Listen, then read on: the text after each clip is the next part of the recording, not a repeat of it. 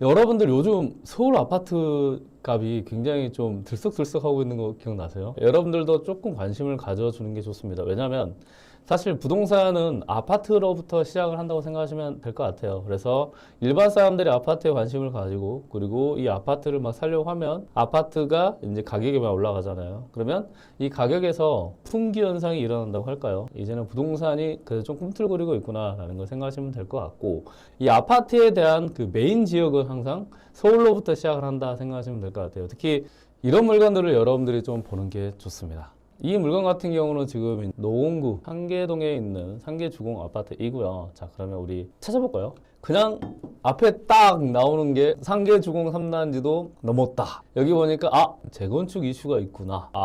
그러면 여러분들이 경매 물건을 봤을 때 상계주공은 서울에 있는 아파트이고, 그리고 여기에 지금 아파트 값도 상승하고 있는데 플러스 재건축까지 같이 진행이 되고 있구나 라고 하면, 그러면 이 물건은 지금 우리가 관심을 가지면 좋을 것 같다라는 생각을 하고 접근하면 좋겠죠. 자, 경매 물건들을 봤을 때 여러분들이 간단하게 봐야 될 것은 무엇이냐? 첫 번째는 말소기준 권리라는 걸 찾는 거예요. 자, 기억하십시오.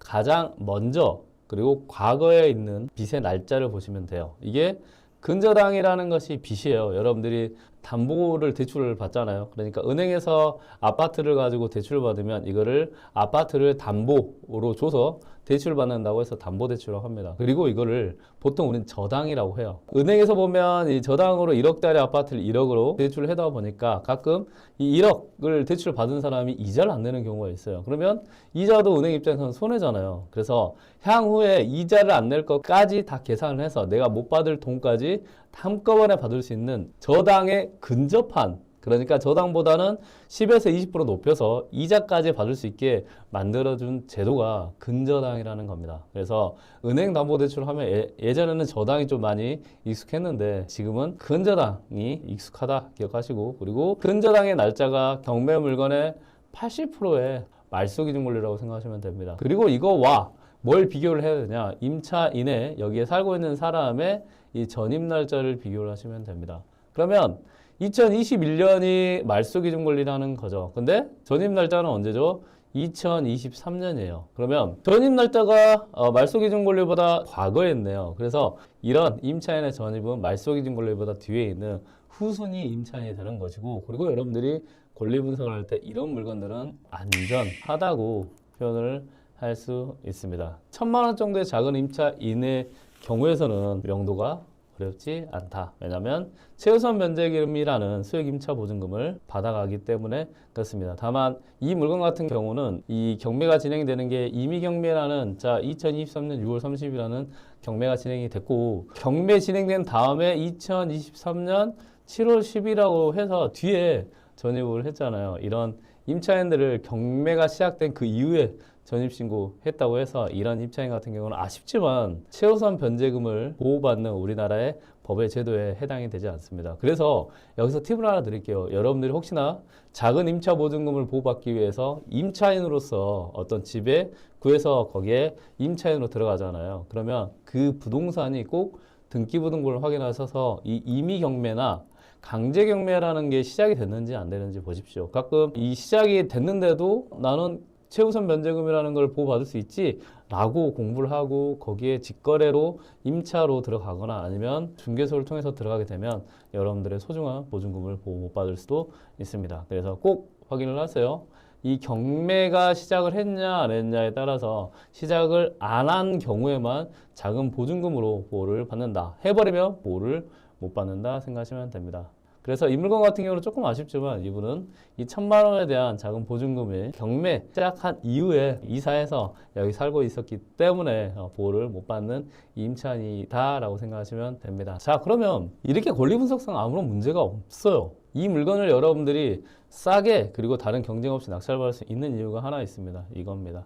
아마 이 8월 13일에 여러분들이 시세 조사만 잘하시면 이 4억 4천만 원에 단독으로 혼자 낙찰받을 수 있는 지금 기회가 열렸어요. 그 이유는 이게 미납을 했기 때문에 초보분들 입장에서는 혹시 문제가 있어서 미납을 한 거 아니야? 라는 첫 번째. 두 번째는 미납을 했을 때는 그 다음에 경매가 진행이 되면 법원에서는 이 물건 누군가가 낙찰받아서 나머지 90%의 잔고를 못 내고 4,300만 원이라는 보증금을 잃어버렸으니까 다음에 입찰하는 사람들은 조심하세요 라고 해서 보증금을 올려서 입찰을 하게 합니다. 그래서 여기서 보면 20%죠. 그러니까 한마디로 입찰하는 분이 또 보증금도 8,800만 원이 두 배로 뛰기 때문에 이 보증금에 대한 부담감도 있어요. 그래서 사람들이 입찰을 하기 굉장히 어려운 구조가 경매상으로 돼버립니다. 미납됐을 당시에 입찰하는 사람이 많이 없잖아요.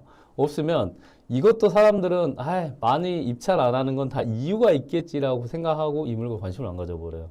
그러면 여러분들은 이런 물건에 관심을 가지고 이 타이밍에 낙찰을 받을 수 있도록 부지런히 움직여서 좋은 물건을 정말 싸게 낙찰받아서 이게 만약에 잘 받았는데 1억, 2억만 올라가도 여러분들 1년 안에 연봉의 5배 이상을 볼 수 있는 지금 기회가 나와 있다 생각하시면 됩니다. 자, 그러면 이 물건을 왜 낙찰받았고 미납을 했는지 이제 궁금할 것 같아요. 자, 그러면 제가 한번 확인을 해보겠습니다. 이런 물건들은 먼저 여러분들이 봐야 될 거 연식을 봐줘야 돼요. 연식을 보면 87년식이잖아요. 그럼 오래됐어요. 오래됐다는 거는 이 부동산 자체에 하자가 있을 수 있죠. 그러면 하자가 있으면 대부분의 낙찰받은 사람이 뭘 하냐?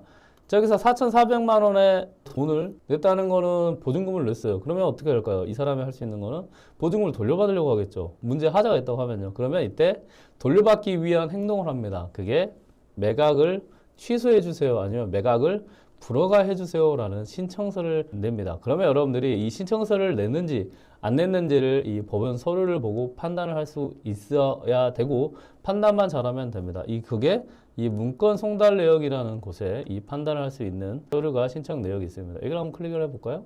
자, 이제 여기서 쭉 클릭을 해보면 이 낙찰을 받은 분이 언제 낙찰을 받았죠? 2024년 4월 30일에 낙찰을 받았고 채무가 매수인이 무엇을 했는지를 보면 돼요. 그리고 이 물건에 문제가 있을 때 뭘 한다고요? 내가 낙찰을 받았지만 비록 이 낙찰받은 물건에 문제가 있었을 때는 내가 이 보증금 내가 회수하기 위해서 불허가를 신청한다고 했죠. 그러면 여러분들이 찾을 게 두 가지입니다. 하나는 최고가 매수인, 그리고 하나는 뭐예요? 불허가라는 단어만 찾으면 됩니다. 어디에서? 여기 문건 송달 내역에서입니다. 그러니까 여러분들이 다 찾을 필요가 없어요. 그리고 언제부터요? 4월 30일 이후부터 찾으면 됩니다. 여기 보니까 여기 4월 30일 있네, 여기. 그쵸? 4월 30일 이후에 최고가 매수인이라는 단어 있어요, 없어요? 없죠? 불허가라는 단어 있어요, 없어? 없죠. 없다는 건 뭐예요? 이 물건에 대한 하자가 아니고 대부분 입찰 가격이 높게 입찰돼서 이 가격적인 부분 때문에 미납했을 가능성이 굉장히 높습니다. 자, 그러면 여러분들이 이거를 시세를 한번 보고 조사를 한번 해보시죠. 네이버 부동산에 들어가면 상계주공 3단지라고 여기에 있고요. 45.95 타입이네요. 306동 보니까 32제곱이 얼마?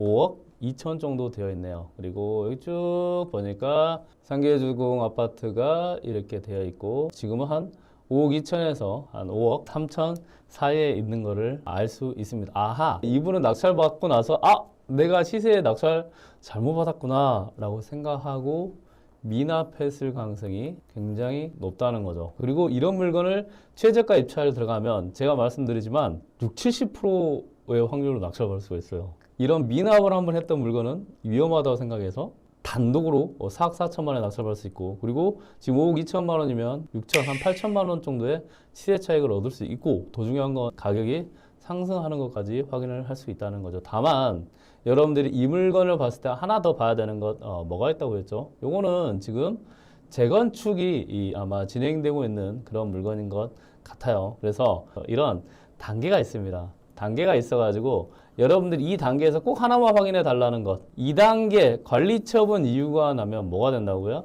건물을 없애고 아파트를 짓겠습니다라는 상황이기 때문에 뭐가 안 되죠? 대출이 안 될 수 있다. 그래서 여러분들이 꼭 뭐만 확인하면 될까요? 그쵸? 저 단계를 확인하시고 대출을 확인하시고 그 다음에 하나 더 여러분들이 재건축 아파트라고 하면 헌집이 새 집으로 바뀐다고 했잖아요. 그러면 이게 새 집으로 바뀔 수 있는지 없는지에 대한 부분만 이 재건축 조합이 있거든요. 조합에 문의하시고 투자를 하시면 되는 물건이다 라고 생각하시면 돼요. 그래서 오늘은 여러분들이 서울 플러스 재건축 진행되고 있는 아파트죠. 그 아파트 관련해서 투자 포인트 알려드렸고요. 그리고 이게 경매로 진행될 때 싸게 살 수 있는 포인트는 한 번 더 말씀드리지만 누군가가 낙찰을 받고 미납을 했을 때 여러분들 권리 분석을 하고 이 미납된 사람이 어떤 물건에 부동산에 대한 하자만 있는지 없는지 잘 확인하시고 투자를 하시면 되는 물건이다 라고 생각하시면 됩니다.